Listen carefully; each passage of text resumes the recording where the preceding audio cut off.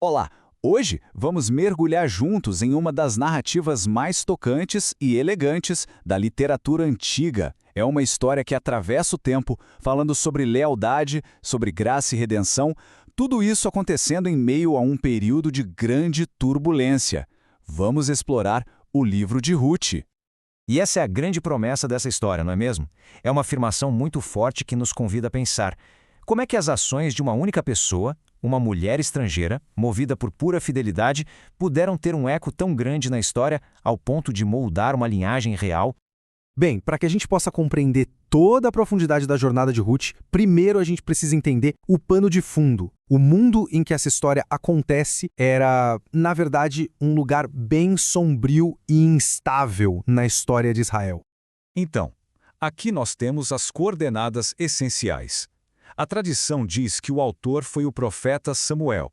A história se passa nos dias em que os juízes julgavam. E o que isso quer dizer? Basicamente, um tempo de muito caos. E o cenário principal é uma cidade pequena que mais tarde ficaria mundialmente famosa, Belém. E é aqui que a coisa fica realmente interessante. Esse contraste. De um lado, o livro de Juízes, que é marcado pela anarquia, pela desordem social. E do outro, em meio a todo esse caos, surge o livro de Ruth, que é como um oásis, uma história de fidelidade, de bondade, de integridade. É literalmente uma luz na escuridão. A partir daqui, a gente entra no coração do drama humano da história. Tudo começa não com uma grande batalha, mas com uma tragédia familiar, uma tragédia que força uma escolha de lealdade que é simplesmente de partir o coração. A história nos apresenta uma sequência de perdas devastadoras. Pensa só, uma família israelita, de Noemi e seu marido Elimeleque, precisa deixar sua casa em Belém por causa da fome. Eles vão para Moabe, e lá a tragédia só aumenta. Elimeleque morre, e não para por aí. Os dois filhos do casal também morrem. Noemi fica completamente sozinha, viúva, sem filhos, numa terra que não era sua. E é nesse momento de dor profunda que acontece o ponto de virada emocional. Noemi, se sentindo amarga, desamparada, diz para suas duas noras moabitas voltarem para suas famílias de origem.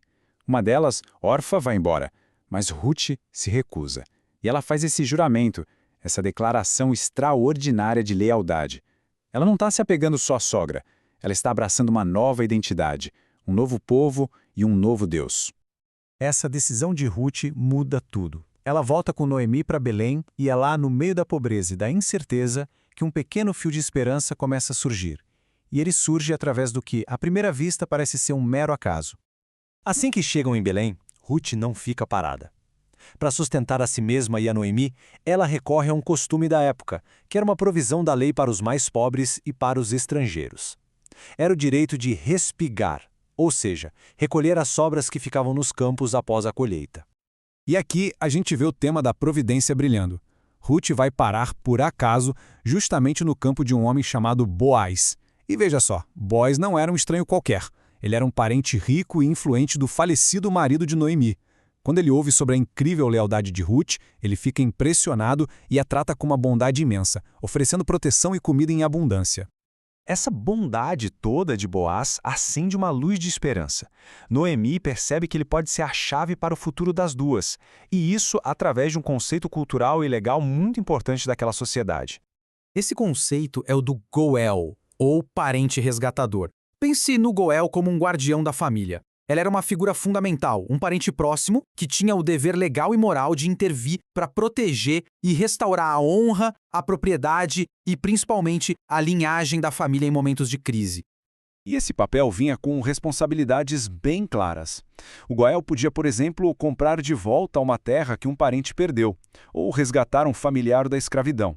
E, o mais importante para a nossa história, ele tinha o dever de se casar com a viúva de um parente que morreu sem deixar filhos, para assim garantir que o nome e a herança da família não desaparecessem.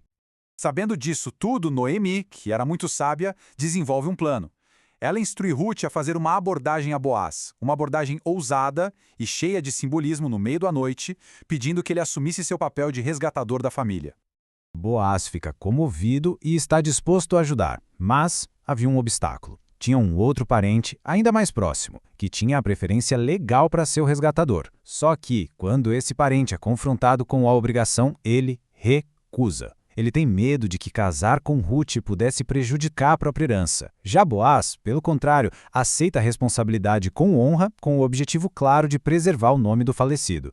Com esse último obstáculo superado, o caminho está livre. E aquela história que começou com tragédia e perda se transforma numa história de restauração e legado.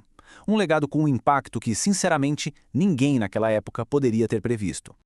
Ruth e Boaz se casam, e a bênção dessa redenção se torna concreta com o nascimento de um filho, que eles chamam de Obed.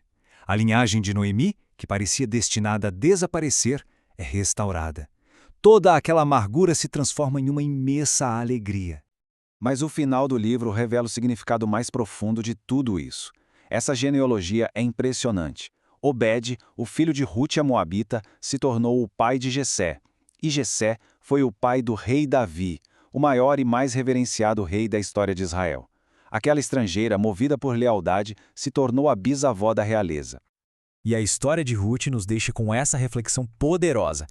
Fica claro que atos de fidelidade, de bondade, de integridade, mesmo aqueles que parecem pequenos e pessoais, podem ter consequências extraordinárias, ecoando através das gerações e, de fato, redefinindo o curso da história.